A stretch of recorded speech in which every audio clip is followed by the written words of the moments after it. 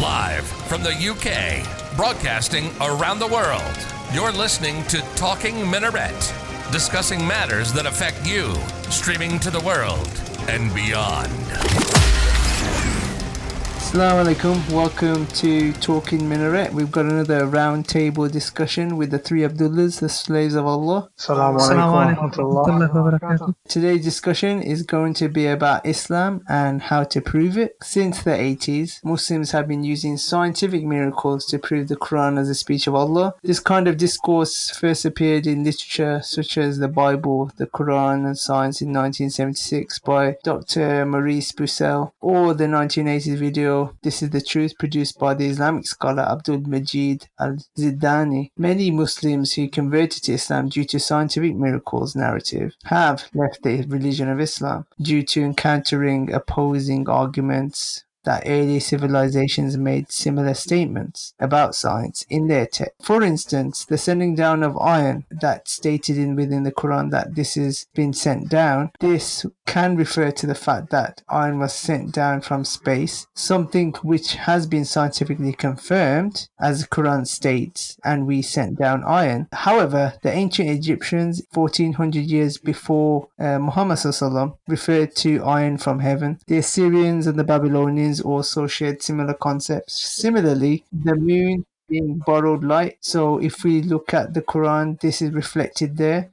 And at around 500 BC, 1200 years before the Quranic revelation, Thales said the moon is lighted from the sun. Anaxagoras in 400 to 500 BC asserted that the moon does not have its own light, but light from the sun. Similarly, mountains have roots. This is referred to in the ancient Old Testament by the ancient Hebrews. The Big Bang miracle. This knowledge was already available in previous cultures. For example, some creation stories in ancient Egypt talk about the separation and the expansion of the heavens from the earth. Sumerian literature, we find similar concepts. Then it leads to the fact that if we're going to base Iman on this, is this the correct way? Or is it that Allah alluded to these ayat in the Quran, the creations of the heaven and earth, indicate and demonstrates the tremendous power and might of the Creator? Some people make the point that the Prophet could not have accessed all this knowledge from different cultures. However, it's important to note that the 7th century Arabian economic life was based around trade and commerce. Traveling as far as the Far East was a common occurrence. Therefore, it is not impossible that there was an exchange of popular scientific practices and ideas. So hence, there's an issue in relation to making scientific so-called miracles the basis of a person's iman. And also, we should know the fact that science should not be used as a benchmark. Science does not claim 100% truth or certainty. In fact, science is dynamic and therefore changes over time. Science is not the only way to render truths about the world and reality. You don't have to be a scientist to prove Islam and to prove your iman. And in fact, other scientists will argue that all your scientific miracles within the Quran, all they do is prove that Muhammad ﷺ was a good scientist and made good theories. Nauzubillah. Some people also ask so-called smart questions like what came first, the chicken or the egg, which in reality, it doesn't really matter which came first. One of them had to come first. Every man inevitably has to face and answer the following questions in relation to his existence. Why am I here? Who put me here? And how did I get here? These questions will continue to haunt man unless they are comprehensively and conclusively, without doubt, answered. Yeah, so just adding to the last point that the brother made.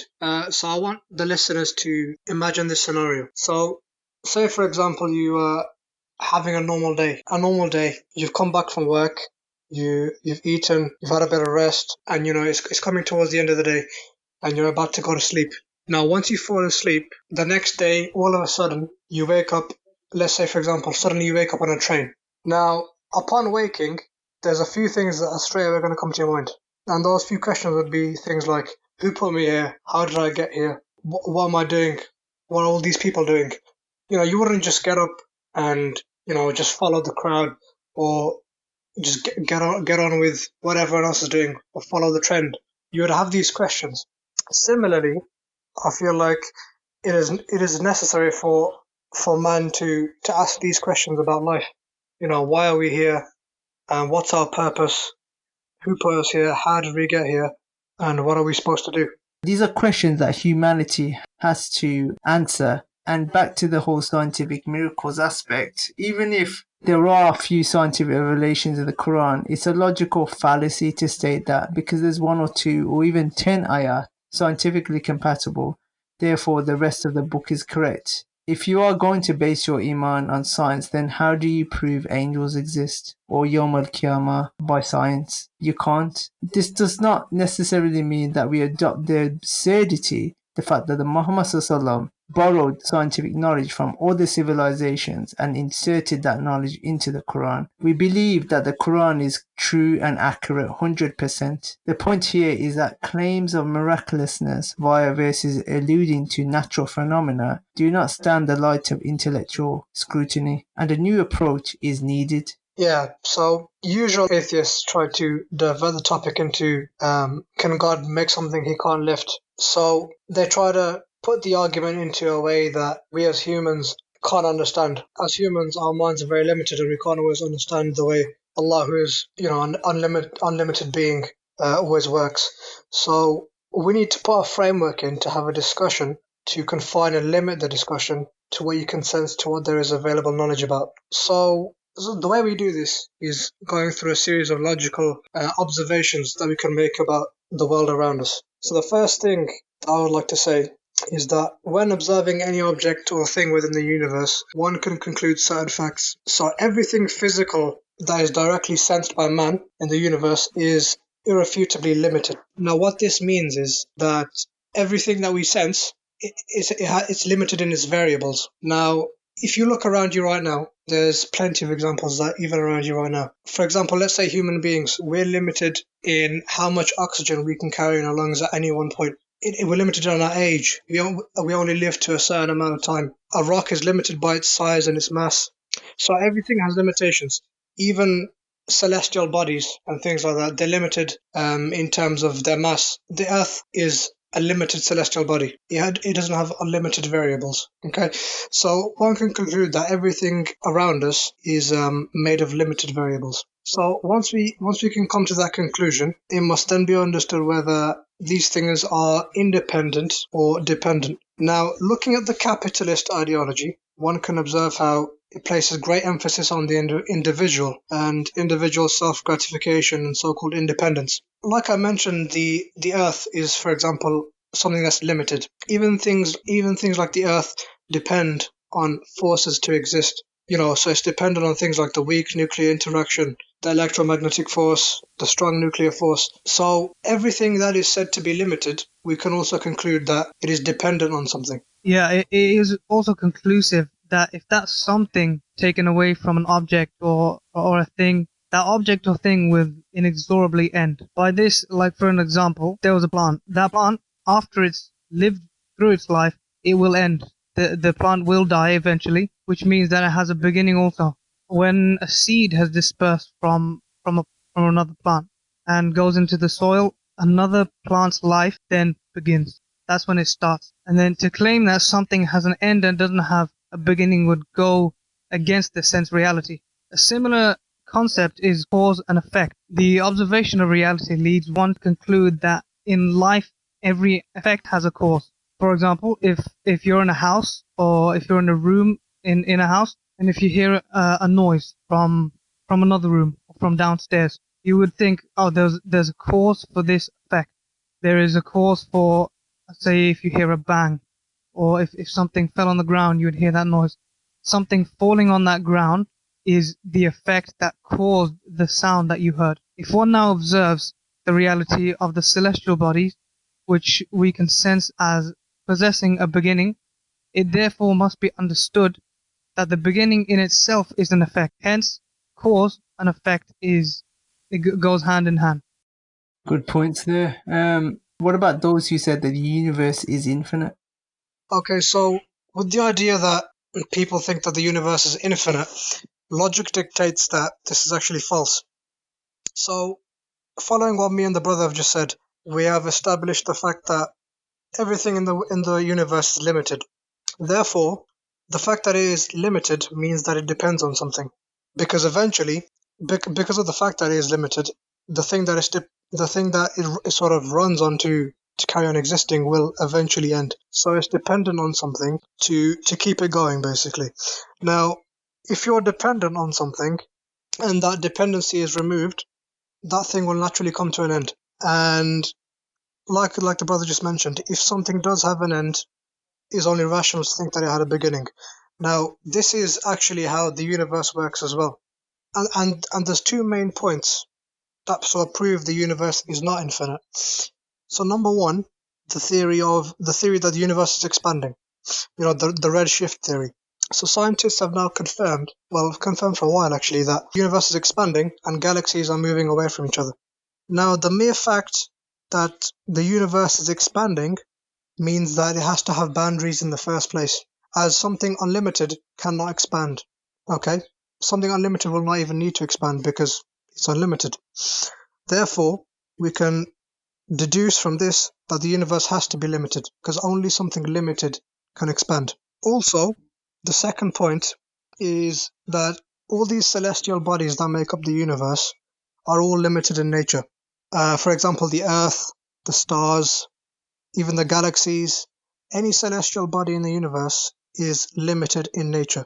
We're not just on about it's limited upon its own mass or dimensions, but also the fact that there are things that are acting upon it, i.e., think forces like gravity. You mentioned about the strong nuclear force and all these different kind of forces that are acting upon it Yeah. for it to be in existence in the first place. So it doesn't Mhm. necessarily have to be dependent upon itself to exist Yeah, of or course, in yeah. Yeah. dimensions, but also it's affected by external forces by which without it would not exist.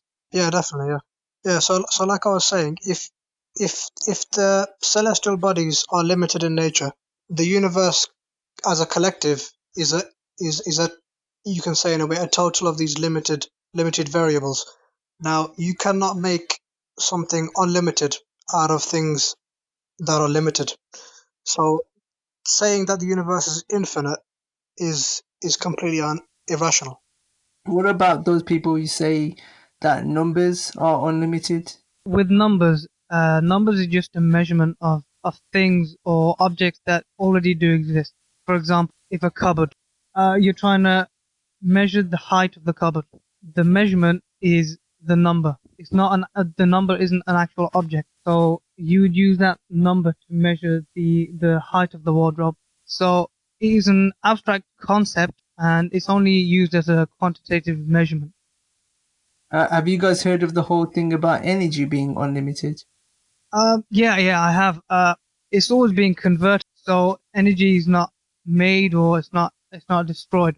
Not being able to create or destroy energy is a limitation of man. The universe is a collection of limited, finite objects or components. For example, the solar system. Did the Earth decide to spin on its axis 24 hours, or go around the sun 365 days in a year, or did steel decide to melt at 2,000 degrees instead of 1,510 degrees? It's been imposed and dictated to. Now we're on the topic. What about those people who say that there are multiple gods? So many people believe that multiple gods exist. So let's have an example. Let's say we have two gods, God A and God B. If God A were to create a ladder that no one could climb, but then God B made a human that could climb anything, then one God would limit each other, and hence rationally there could only be one God. Yeah, I think with that, that would just show that one god is overpowering another god, which would mean that one god will have superiority over the other god. It's just irrational and it doesn't really make sense, to be honest. Or one God would have to be interdependent with each other so that then they can live. That's where the whole dependency comes into play. Yeah, and I think the other brother mentioned about limitations as well. If one god's overpowering the other, then surely the god that's getting overpowered is being limited. So therefore, if he's limited, surely he must have an end. And if he's got an end, he's got a beginning. And if he's got an end and beginning, he's not a god. It doesn't make sense. Yeah, exactly. In today's science, the big question, I'm sure you guys have, the new Marvel film, what's it? Avengers. Doctor Strange, Into the No, not Avengers. I watched that ages ago. I'm on about Doctor Strange, Into the Multiverse. And what was that Spider-Man cartoon thing? Into the Spider-Verse. Spider-Verse. Yeah, and you got that. And I heard they're doing some kind of multi-dimensional thing with Batman and Justice League and stuff like that. Not gonna lie to you, I'm more of a DC fan than Marvel fan. But anyways, Oh wow! Oh What? god! Batman's way better than him. We're gonna do a podcast about DC versus Marvel, okay? I'll agree to disagree to the Marvel DC thing. Marvel, okay, never mind. Marvel is just overpowered. Anyway, okay, carry on. That's my question. Like in today's science, the big question is if there is a multiverse. What's your guys' views on this? Yeah, so with the whole idea of the multiverse, I'm not sure if any of the listeners or if any of you guys have seen the Flash series. So in the Flash series, they actually play around with this whole multiverse thing quite a lot, and pop culture is actually trying to make it a norm, as it's trying to explain away the fine-tuned theory of the universe model. So the fine-tuned theory plays on the fact that there are rules and laws in the universe that are so fine-tuned. Now, for example, the strength of gravity. When you measure the strength of gravity against the strength of, for example, electromagnetism, it almost seems like it's so fine-tuned for life. If gravity had been absent or substantially weaker, galaxies, stars, even planets would not have been even formed in the first place. On the other hand, if it had been only slightly weaker and electromagnetism would be slightly stronger, main sequence stars such as the Sun would have been significantly colder and would not explode in supernova, which are the main source of many heavier elements. Another example, the strength of the strong nuclear force. When you measure that against electromagnetism, that seems fine-tuned for life as well.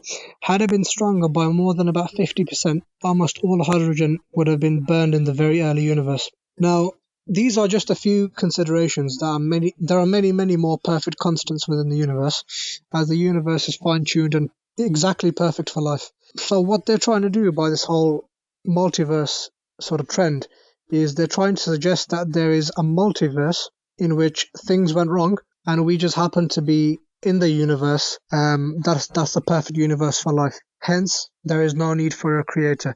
So what they're trying to do is they're trying to push this multiverse idea to sort of deny the fact that there is a creator. In a way, it's sort of kind of like evolution. Many evolutions went wrong, and some animals are still not evolved, like apes, and we're apparently the evolved specimens. They're trying to sort of replicate this argument with the universe also, to deny the fact that there is a creator.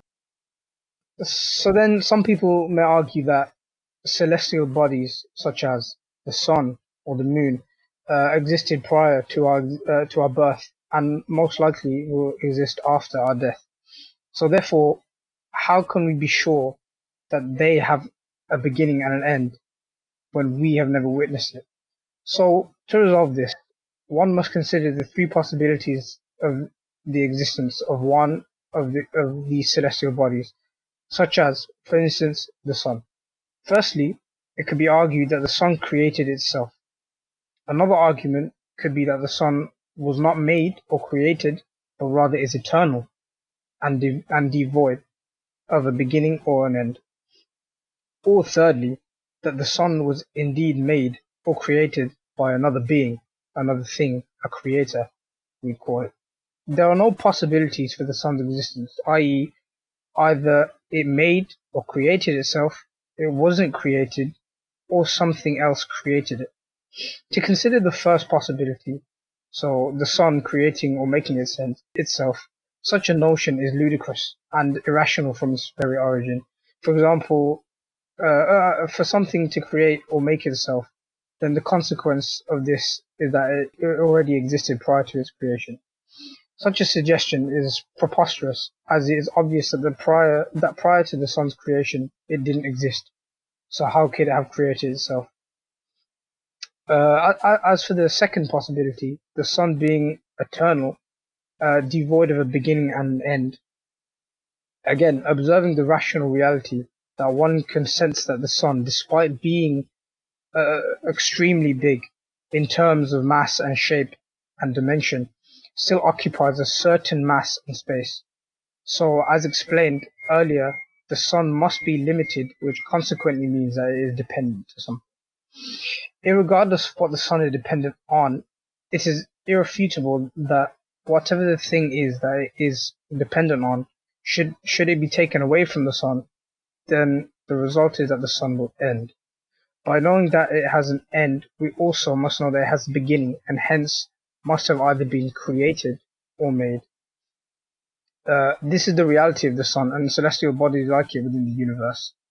Hence, everything limited and dependent is finite and has an end.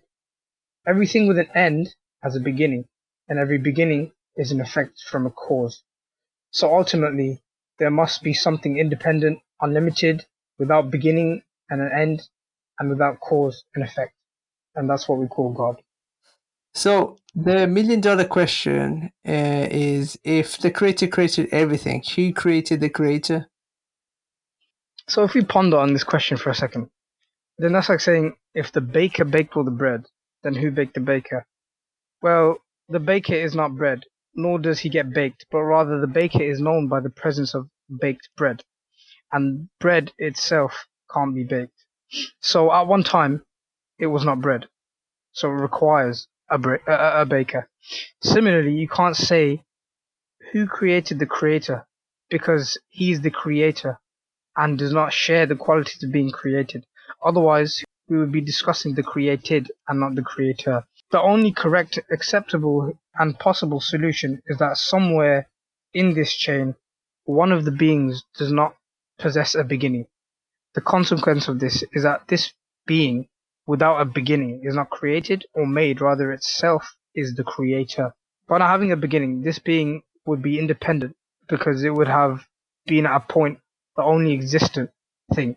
Hence, it would have had to have been self-sufficient. Thus, it would be consequently not have an end, and hence be unlimited, because by not having any dependency, beginning, or end, there is nothing which possibly affects or limits it. It would be the starting point of everything, because it is devoid of beginning, and hence has always existed. Therefore, everything would have originated from this creator. To term this being the creator is also correct due to it being the first and only thing existent. As the first creation from it would have truly been something from nothing. This being would be responsible for the existence of everything, as all things are either manipulated or created by the raw materials originally created by this creator. The recognition of this creator's existence is unavoidable, as it is the only solution to the starting point of man, life, and universe.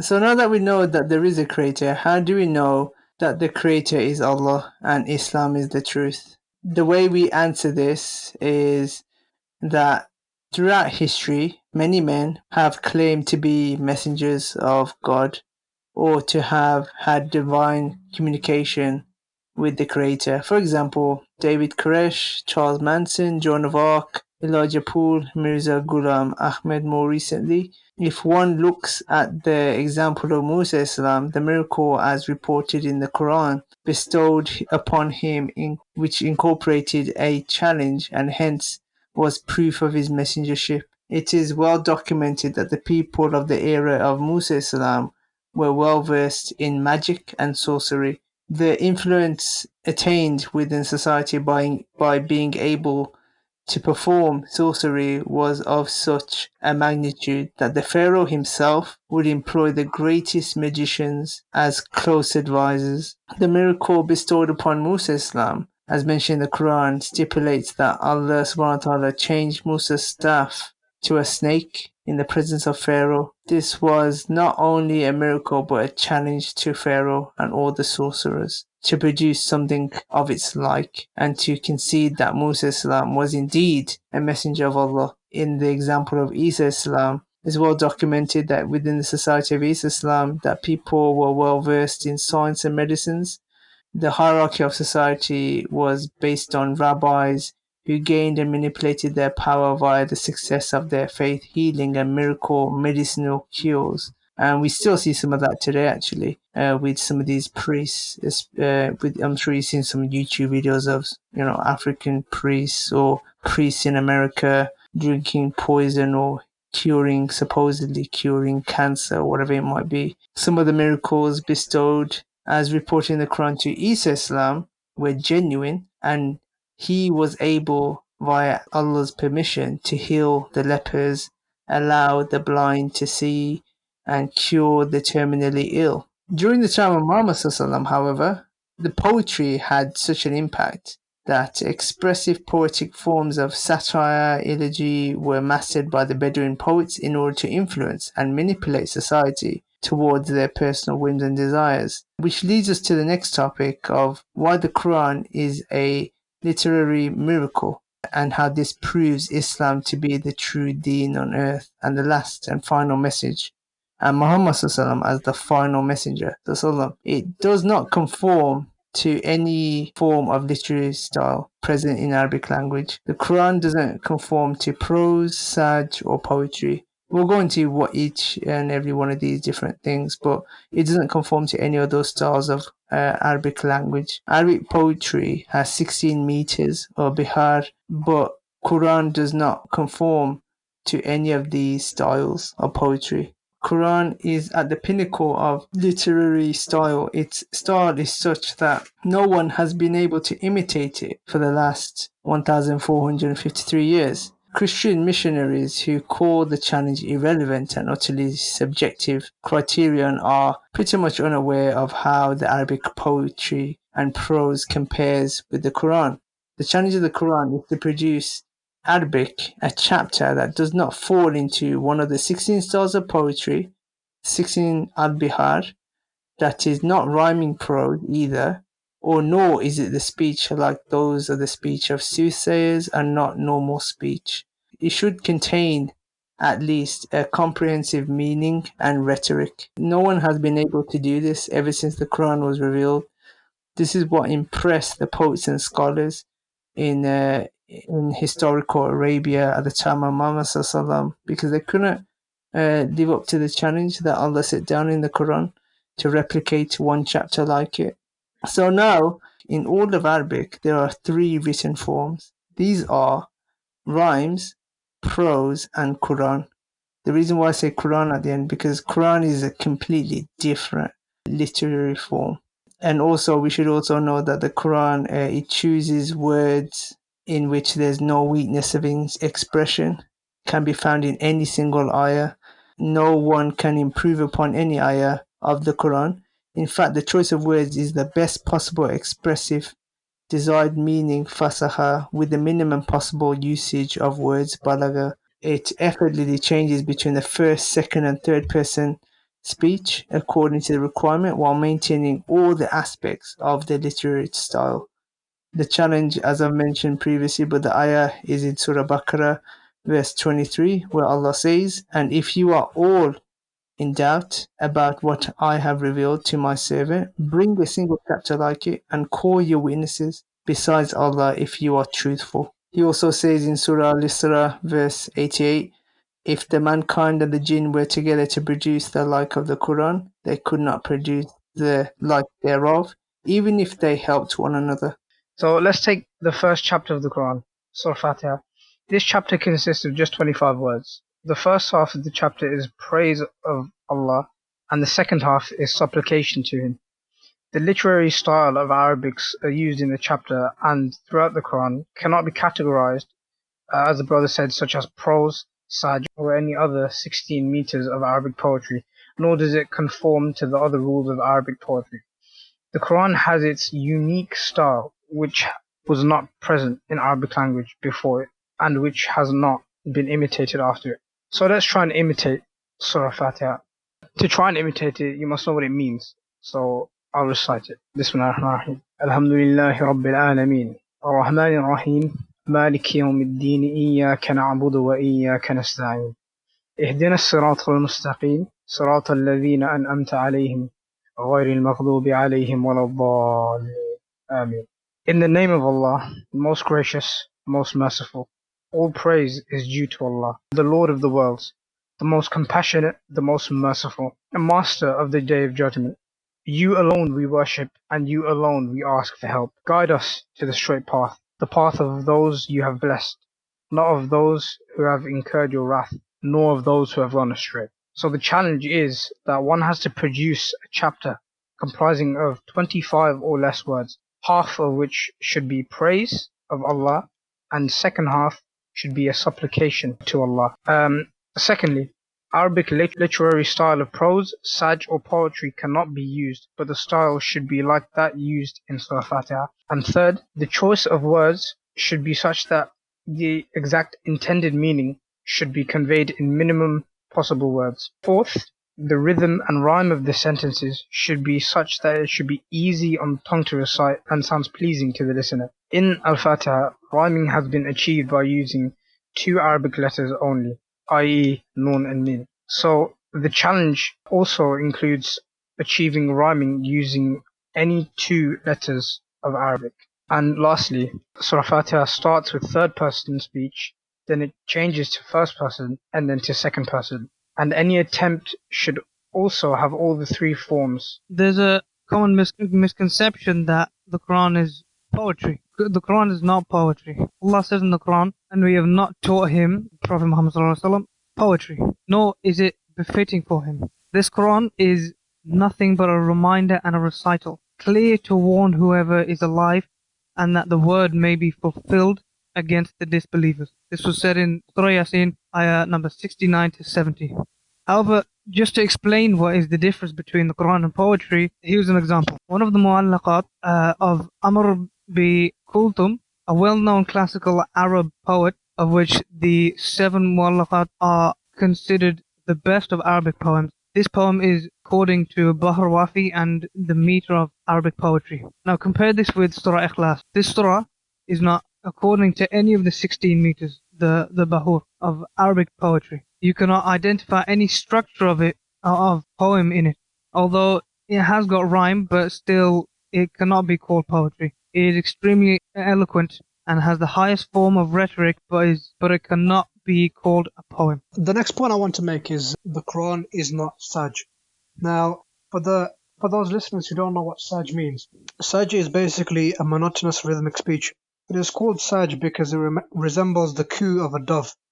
Now, the distinguishing feature of Saj is its short sentences characterized with variability and evenness, symmetry and balance, along with rhythm and rhyme. It was used in pre-Islamic era to make a text easy to be remembered. It is also now widely used in post-Islamic era in religious sermons like the Jummah prayer. It's interesting actually how some imams try to rhyme the khutbah but unable to because it's not the Quran. Now, if you compare it to Surah Ikhlas of the Quran, you'll find that Surah Ikhlas, or for that matter any surah of the Quran, does not have these characteristics of Saj.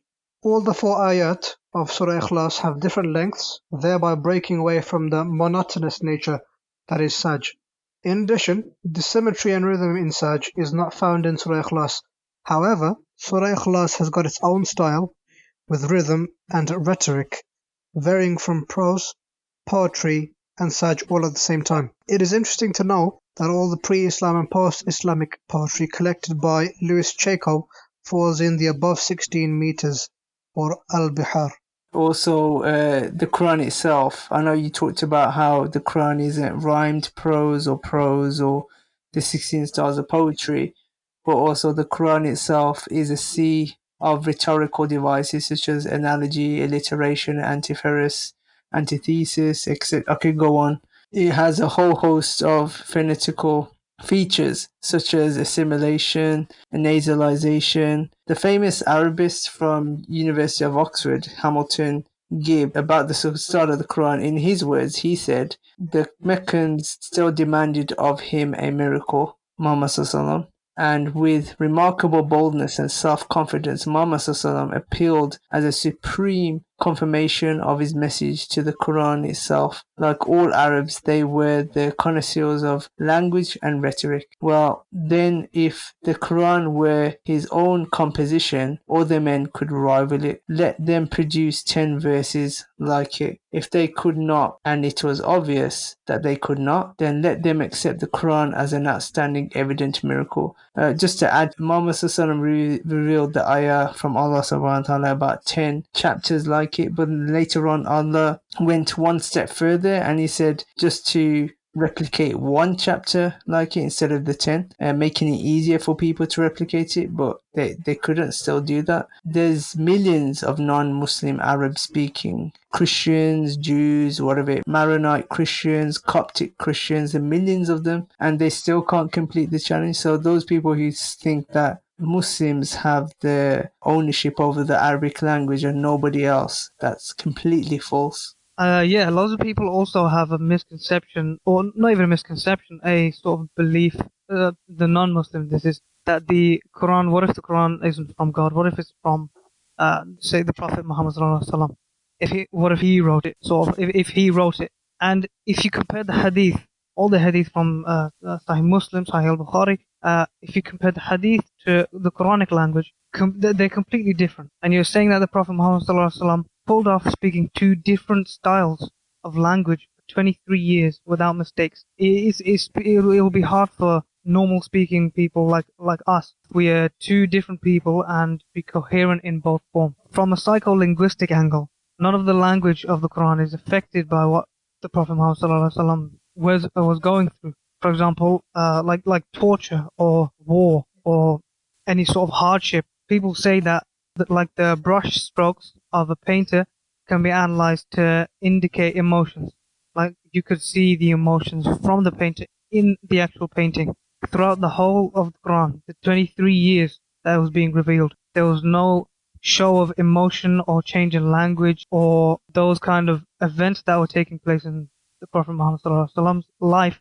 Yeah, so just to add to the point, I mean, if you think about it, over a 23-year period, if a person was writing a book, the first chapter wouldn't match the last chapter in terms of quality. 23 years is a long period of time. So we just discussed the high quality of the Quran and how it doesn't fall into any of the categories of Arabic poetry. Now, the quality of the Quran doesn't only maintain at such a high level from the start, but throughout the whole Quran there is no drop in quality. It's always at the peak of Arabic language, and that itself is sort of like a miracle, and it just goes to show that this is, the word of God. It could not have been written by any man, because surely over a 23-year period there'll be dips in quality, parts that are, higher in quality than others. It could also be said that the Prophet ﷺ compiled the Quran and made it perfect linguistically and revealed it, but the verses were revealed in real time. So for example, Surah Kafirun was revealed as a reaction to the Quraysh trying to make Muhammad ﷺ compromise. So from the mentioned, we can understand how Allah has created a challenge within the Quran and has created the Quran as a unique literary form. Allah has also ensured mankind that the Quran is protected from corruption and change. Allah says in the Quran in Surah Al-Hijr, verse 9, it is we who brought down the dhikr, the reminder, the Quran, and we will surely preserve it. And also Allah says in the same surah, Surah Al-Hijr, He says, we have without doubt sent down the message and we will surely guard it from corruption. Considering what we've just discussed, that's another miracle. The Quran has never been changed, i.e. the fact that Allah has protected it and nobody can ever change it. And that's linked to this miracle that we've just discussed, i.e. the challenge of the Quran, because of its unique literary form. Nobody can change it, because if you try to change it, you will fall into one of the 16 styles of poetry or rhymed prose or prose. So you can't actually change the Quran even if you tried, and Allah has guarded it. And this is one of the miracles of Al-Islam, and the reason why Muslims should be firm upon it. I think we'll end it there. Join us next week for another episode of Talking Minaret. Assalamu alaikum. Assalamu alaikum.